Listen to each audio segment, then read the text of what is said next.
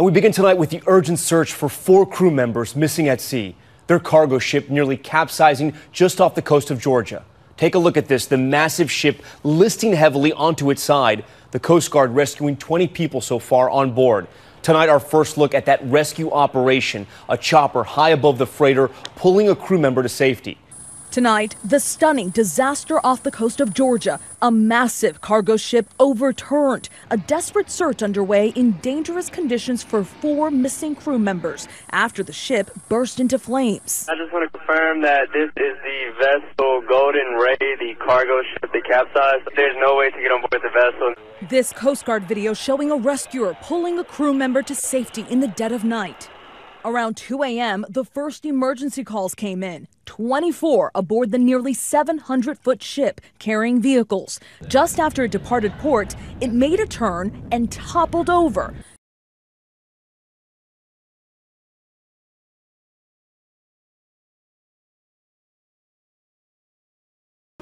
British Airways pilots are beginning a 2-day strike over pay, the first time in the airline's history that they've taken industrial action. Hundreds of flights have been cancelled, disrupting the plans of thousands of travellers. The British Airline Pilots Association says BA should share more of its profits. BA says its pay offer is fair. Joining me now is Simon Calder, travel editor of The Independent. Morning to you, Simon. This action is unprecedented. How did we get here? Well, it's a very, very bad-tempered dispute. Of course, we've seen pilot strikes, particularly at airlines such as Air France. But in general, relations between the pilots at British Airways and the airline itself have been pretty good. There's been no strikes for the last 40 years. However, this is purely a dispute over pay. The pilots say British Airways really needs to give them a bigger slice of the around €2 billion of profits that the airline makes each year.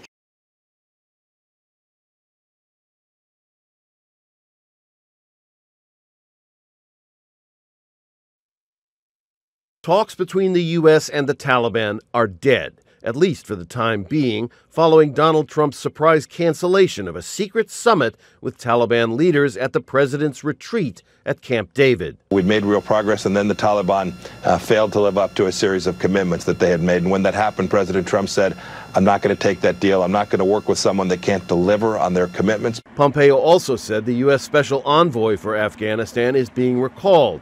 And he warned that things are about to get worse for the Taliban after fighters took responsibility for a suicide bomb attack that killed 12 people in Kabul last week, including a U.S. soldier. Trump's national security advisor John Bolton and Republican Party politicians have been dubious about the nearly year-long negotiations hosted by Qatar, saying Taliban leaders are not to be trusted.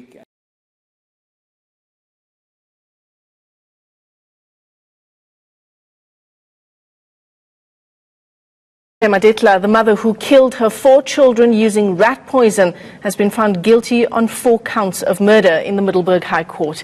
ENC reporter Slindelo Masikane is tracking that story. She joins us now live.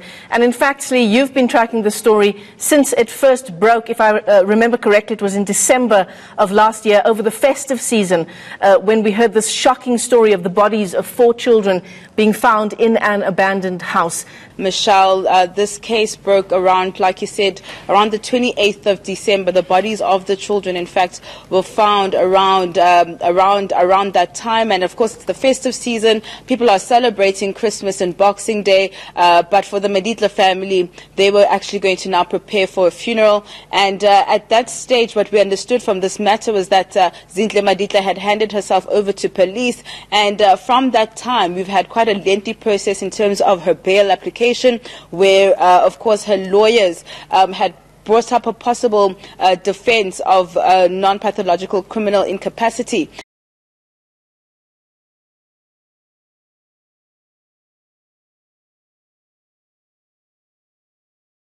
Breaking news coming in. ISRO is now making all-out efforts to establish link with Chandrayaan-2's Vikram lander. The lander is there as a single piece, not broken into pieces. That's the latest coming in. It is in a tilted position. That's what an ISRO official associated with the mission has claimed, where they are making efforts and all-out efforts to see whether communication now can be re-established with the lander.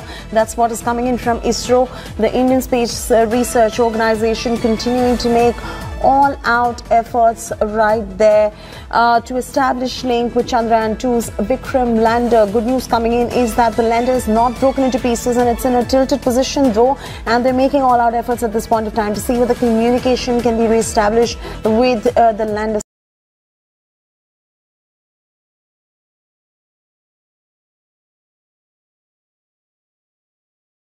In recent weeks, dozens of Americans have been killed in a series of mass shootings in the U.S. states of Texas, Ohio, and California. As many Americans hold vigils for the victims, mourning has turned to anger and a demand for action from congressional lawmakers. Get them out! Get them out! The issue of gun control has languished in the U.S. Congress for decades, in part because of powerful pushback from the nation's largest pro-gun lobby, the National Rifle Association. But that's changing. Some lawmakers say there's now a new sense of urgency. Thank you. We will now proceed on. This week, the House Judiciary Committee will begin meeting to try and restart debate over limiting some types of gun ownership. The Democrat-controlled committee hopes to ultimately pass legislation in the U.S. House of Representatives, establishing so-called red flag laws that seize firearms from people deemed mentally unstable.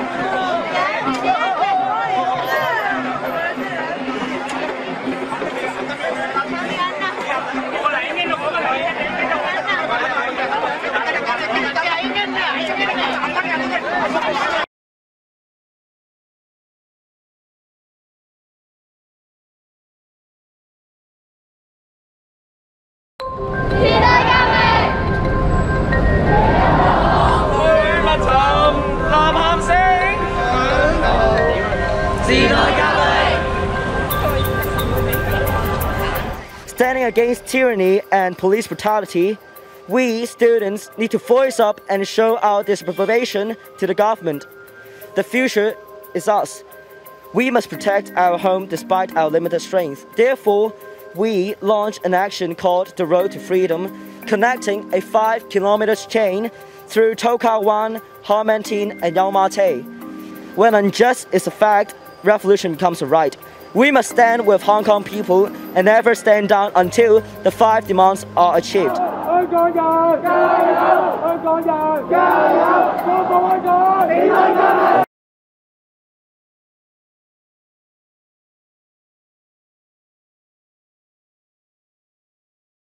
Back in 1932, when the Harbour Bridge first opened, a team of 80 worked around the clock to ensure the road was well maintained for the 11,000 vehicles that crossed each day. Extending the life of a landmark that's as much a part of Sydney as the harbour itself. Today, more than 160,000 commuters rely on the bridge to get them from A to B daily, and maintenance can bring the city to a standstill. But concerns over the structural integrity and road condition of the ageing icon means crucial work is needed. We'll be doing some resurfacing and strengthening of components to continue to make sure it's fit for the traffic of the future. While lanes 1 to 6 underwent resurfacing work in January 2012, lanes 7 and 8, part of the Carl Expressway, haven't been upgraded since they were converted from tram lines in 1958. Engineering standards have come a long way since then, so the grand old dame is getting a facelift.